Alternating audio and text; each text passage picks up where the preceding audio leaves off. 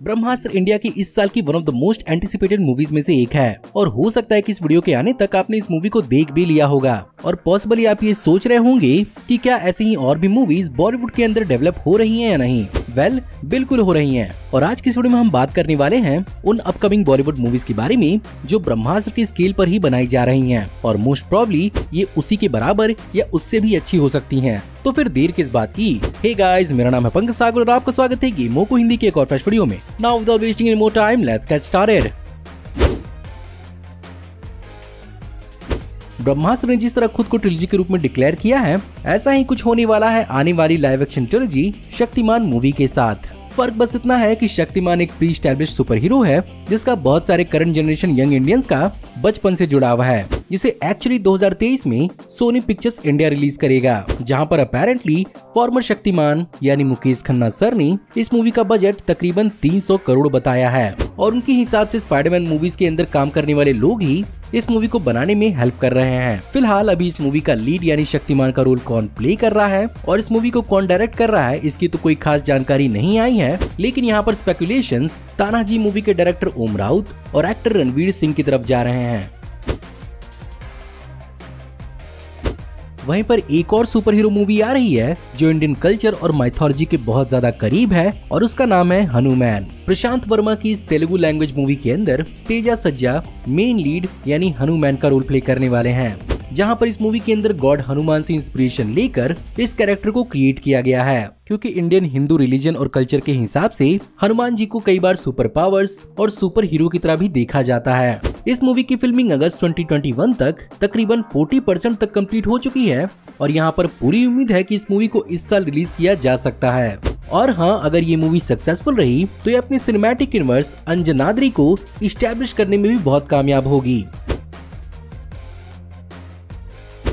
और पॉसिबली प्रशांत वर्मा की इसी सिनेमैटिक यूनिवर्स की एक और मूवी अनाउंस हो चुकी है अधीरा के रूप में, जो इस बार बहुत हद तक भगवान इंद्र से इंस्पायर्ड होगी, जहां पर उसका हथियार भी इंद्र के वज्र से इंस्पायर्ड हुआ है। साथ ही साथ इस कैरेक्टर के पास लाइटनिंग को मैनिपुलेट और यूज करने की एबिलिटी है। मूवी का वाइब एक्चुअली फ्यूचरिस्टिक है और यहाँ पर कैरेक्टर का लुक भी बहुत ऑसम है, जहाँ पर इस कैरेक्टर को एक्चुअली प्ले कर रहे हैं कल्याण दासारी और पूरी पॉसिबिलिटी है कि ये मूवी इस साल जरूर रिलीज होगी।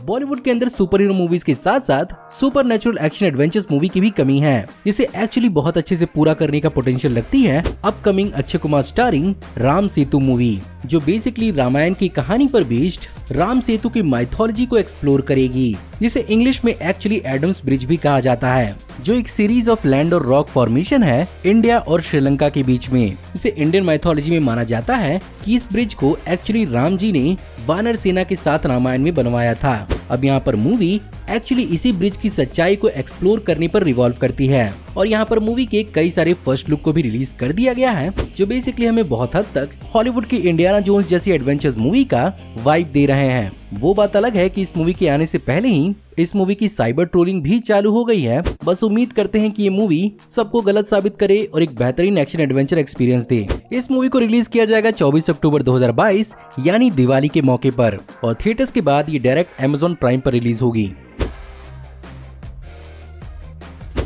अब बात जब रामायण की हो रही है तो वैसे तो एनिमेटेड फॉर्म और टेलीविजन पर रामायण की कई सारी एडॉप्टेशंस हमें पहले भी देखने को मिल चुकी हैं, लेकिन लाइव एक्शन फॉर्म में एक बड़े बजट के साथ ओम राउत लेकर आ रहे हैं अपनी मूवी आदि पुरुष, जिसे अपेरेंटली 500 करोड़ रुपए के बजट के साथ बनाया जा रहा है और इसे one of the most expensive Indian movies में से एक बताया जा रहा है। इस मूवी के अंदर लॉर्ड राम का रोल राघव के रूप में प्ले करेंगे बाहुबली के सुपरस्टार प्रभास। साथ ही साथ कीर्ति सनोन सीता माँ की कैरेक्टर जानकी का रोल प्ले करेंगी। वहीं पर रावण के रोल का कैरेक्टर सैफ अली खान प्ले करते हुए नजर आएंगे।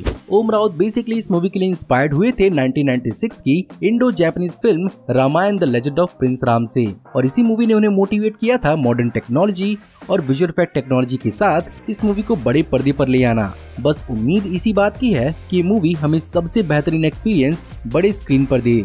इस मूवी को एक्चुअली रिलीज किया जाएगा 12 जनवरी 2023 को और इसे तमिल, मलयालम और कन्नड़ के साथ साथ कई और इंडियन लैंग्वेजेस और इंटरनेशनल लैंग्वेजेस में डब किया जाएगा। बात अगर इंडियन माइथोलॉजी की हो रही है तो यहाँ पर एक और माइथोलॉजी से influenced movie the immortal Ashwatthama को प्लान किया जा रहा है, जो बेसिकली बेस्ड होगी महाभारत के कैरेक्टर अश्वत्थामा पर, जिन्हें महाभारत में महर्षि व्यास ने अमर रहने का श्राप दिया था।